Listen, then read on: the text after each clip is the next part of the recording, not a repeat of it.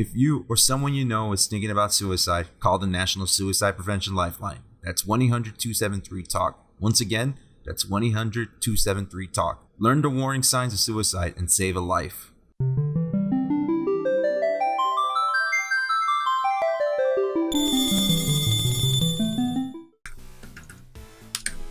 There we go. The only way to get through life is with family, as Dom Toretto says.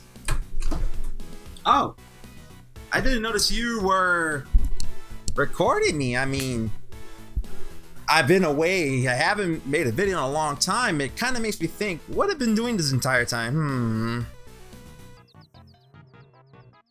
What? No, what? No, no, that's Scampy. Oh. No, this is no.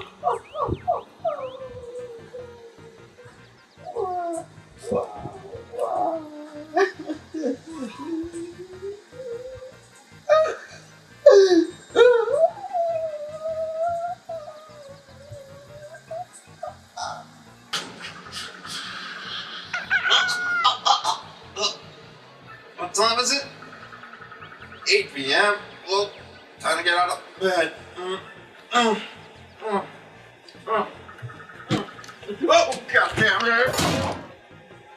Okay, time to start the day. Well, I mean the night off, but still, start the day off correctly. My depressed, I'm gonna get off of bed soon. Let's go. Almost there. Are you okay? Better than ever, fam. Just gotta make it through dragging myself because walking is for suckers. Let's go. Nope. I was just straight up procrastinating, yeah? That's the simple solution, guys, right? Occam's razor. Yep. That's the only solution. Let's just get on with the video, okay? Nothing to see here. Okay, we're on our way. Let's go. Before I start this video off, let me scope out my audience a bit. Anyone here owned a Sega Saturn? Better yet, have you ever heard of it?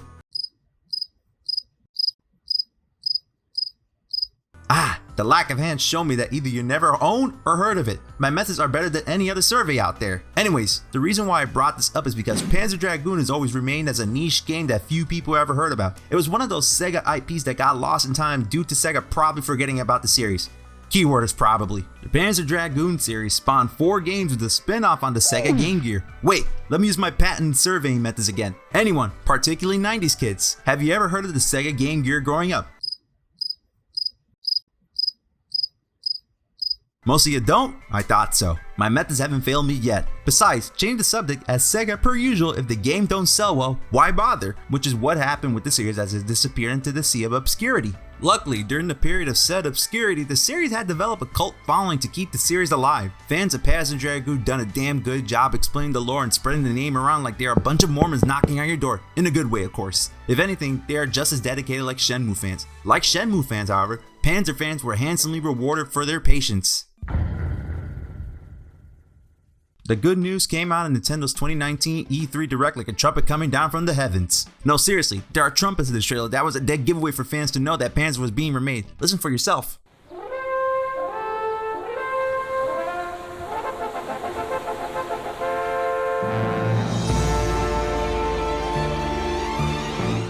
Of course, fans who knew about the series' existence were in awe when this game was revealed. What is this? Fucking Panzer Dragoon!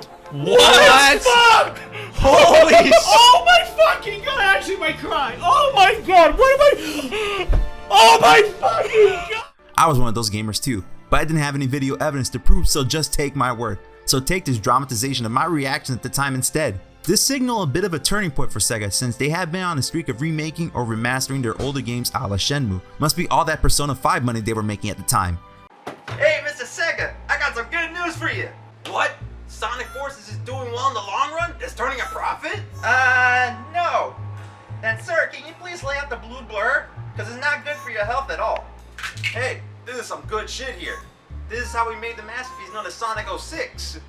Besides your drug-fused euphoria, whatever we call it right here, Persona 5 is selling us a shit ton of money. Plus the Yakuza series is having a bit of a resurgence. We're in the green, sir. So what you're trying to say to me is that Sonic is no longer turning a profit. That's exactly what I'm saying. You gotta give into these fan demands in order to make a profit. I know you like money, sir, and I know you love that blue blur, don't you? Yes, I know you do. Blue blur? Yes, blue blur. Let's get the fans what they want. Let's throw my money at them. Just give them a check right there. Let's go. Okay, sir. Shenmue 1 and 2 remake?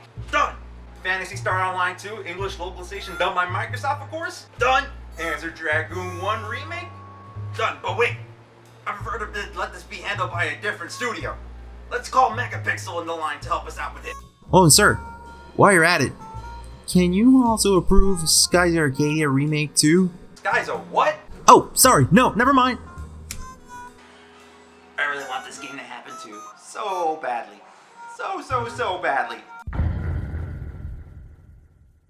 March 26, 2020, the year of our Lord rolls about. Panzer Dragoon Remake has finally been released to the masses that have Nintendo Switches. Now the true question for many people, did this game age like fine wine? That is way too cliche, but to be honest, I couldn't think of anything else since my brain was fried writing the script. So please cut me some slack. Let's keep on rolling the review. Panzer Dragoon is an on-rail shooter much akin to Star Fox minus the anthropomorphic animals and without the star. Since we're not in space. That sounded way better in my head. This is your typical point, aim, and shoot type of game. Really easy to pick up for newcomers into the series. Now for a series vet, it immediately hits you that the game settings and environments have been reimagined in a way that gives the world new life. Compared to Sega Saturn version and the modern version, the differences are night and day. However, unlike Star Fox where the player is strictly limited to one field of view, Panzer Dragoon gives you the full 360 view through the use of the shoulder buttons. Gives you the option to rotate the camera 90 degrees. Using in tandem with the radar given to you in the top right of the screen helps you identify which sides enemies are coming, whether it's from the front, sides, or behind you. Hey buddy, nobody goes behind her. Get blasted and go to horny jail. The story of this game puts you into the viewpoint of Kel, a hunter who gets caught in the crossfire of two dragon warriors duking it out. When the pilot for the blue dragon, no not that blue dragon made by Miss Walker for the Xbox 360, I meant this blue dragon, you have no relevance. Are we clear for takeoff, Captain?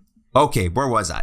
The pilot for the blue dragon gets mortally wounded and Kel just happened to be in front of him to witness his death. So what does the wounded rider do when he sees Kel? The pilot flies towards him and makes a psychic connection with him like they are both new types in the Gundam universe. This psychic connection tells Kel to not let the black dragon reach the black tower.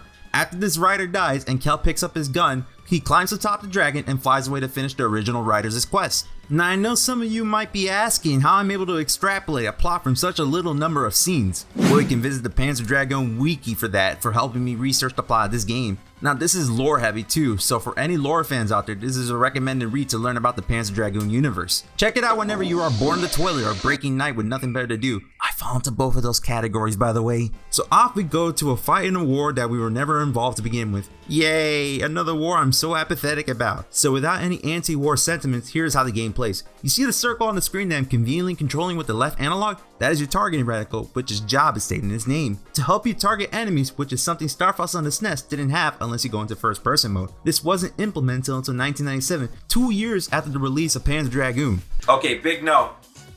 I'm going to be using Star Fox as a comparison tool for newcomers to understand this game. It's the only comparable game out there, so take it or leave it. While using the reticle, you can press the fire button to use Kel's blaster. It can rapidly fire when you keep on pressing it multiple times, and it's pretty powerful to take down some big ass ships. Like holy shit, how much firepower does this blaster have? Along with your blaster, you have your Dragon's Charge lasers. When holding the fire button, the reticle changes to lock-on mode, and from there, you can start tagging enemies around the screen. Once you tag enough enemies, release the fire button and be amazed at the destruction you cause along the way. Let me tell you, that feels so satisfying that you screen wipe an entire wave of enemies using this ability. However, it's up to you, the player, to know which weapon comes in certain situations. Some enemies can only be taken by the blaster, so you will have to compensate as a result. Now let me say this. I recommend playing this game with inverted controls because trust me, it makes sense when you are controlling any flying object in any video game. I think of it like flight controls. When you push up, you're essentially pushing into the yoke, the plane's steering wheel, to go down and take a nosedive, vice versa for pulling back the control stick. Think about it again, it's more of a mental thing than an optimal control scheme. Meh, in the end, choose your preference though.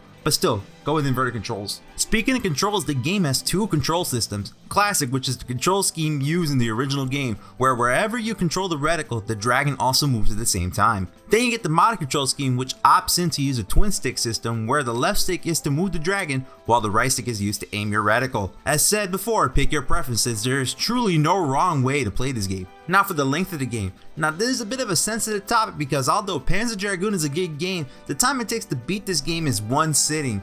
Clocking in about 1.5 hours according to how long to beat. That is the equivalent to one sitting in terms of game sessions. Games with that length are usually arcade games, and well, that is the thing. Even though Panzer Dragoon was meant to go on the Sega Saturn, it's built like it was an arcade game. It's fitting that it hardly has any post-game content besides playing the game on hard mode. Now how much does this game cost again? It can't be all too bad since the game is short to begin with, right? I'm guessing around $15 most. Let's see here. $25. No wonder people have a bit of a problem with it. Those people include me, especially if you know how long the game is. If you were to take the cost of the game on release and divide it by the length of the game, you'll get the cost per hour, which is a useful metric to determine if a game is worth its price. To put it simply, because I don't want to bore anybody with the economics of buying a video game, Panzer Dragoon is really pushing it with its asking price at a whopping $16 per hour, where a game like Res Infinite, which has similar gameplay to Panzer, is at about $10 per hour. So how does this game sell? Pulling retro fans like me who got rose-tinted glasses to play this game, and if I had my doubts, it's the internal conundrum of a gamer. Now this ain't a fault of developers because there is not much you can do with the game and source that is given to you besides giving it a new coat of paint, a manicure, and a pedicure, and everything down the list for a spot treatment. Damn. I could really use one of those thinking about it. Fuck it, let me make an appointment right now. Okay, so the only reason I support the Panzer Dragoon Remake is that because I want Sega and hopefully Megapixel Studios down the line to remake Panzer Dragoon Saga. I mean, don't you know how expensive that game is to already get? It's upon thousands of dollars just to get the game with its case, CDs, and instruction manuals all together for that one price alone. And I'm not willing to pay that price just to get that one damn game. So that's why a remake is easier for me to get. And also, the little devil inside me really wants all these scalpers to get fucked over by not making a profit on selling an old game like this. But that's just me. That's a whole different story for another day. In conclusion, hashtag fuck scalpers. Now with that being said, that is all there is to the game. I mean, it's a classic being remade, but it still has its length issues. Ain't nothing wrong with it if you are willing to pay the price for it though. However, I do say wait for a deal because this game is on sale every so often. I think the lowest I had ever seen it was for $7, and by all means buy it at that price because it is well worth it. Hey guys, Eddie Room Jugs here just to tell you that past me forgot to put extra info into the script. Now I know the aiming might feel a bit clunky at first, but luckily that can be fixed by going into the options menu and changing the game to prioritize frame rate over visuals. Now I know the visuals will take a downgrade, but believe me that the aiming is a whole lot better as a result. At least with the Switch version, I haven't played it on the other platforms. Also, ever since the 60 FPS update, we unlocked level 0, which is unlocked by pressing the arduous button combination. It goes on the title screen. All that work to get an extra level, it must be worth, and it's an unlimited horde shooter with your HP decreasing as you play longer into the level. Yeah, I'm kinda disappointed just as you guys, but hey, it's there if you wanna flex your high score to other people. Show your gamer clout muscles, let's fucking go. Anyways, Editing Room Jugs, signing off. So what do you get with the Panzer Dragoon Remake? A short yet fun game to play, but besides all the graphical tweaks and the mechanical tweaks, it's still relatively the same game. To some this seems like an issue, while to others it seems like a non-issue. But to me, I'm on the fence about this. I'm more concerned about the high entry fee this game has. I just hope with what I paid, hopefully supports the game down the line. By all means, Panzer Dragoon is not a bad game. It's just a really high cost of entry is going to deter people away from this game a bit. I said this before, it's the gamer's conundrum. You want to support the game, but the price is not really cutting it for some people to not really support the game at all. I hope with what I said here, and with other reviewers who reviewed this game, reaches towards Megapixel Studios, and hopefully they improve the next game at least, down the line, and hopefully to make it more bang for our buck. With that being said, Panzer Dragoon Remake gets a homing laser out of 10.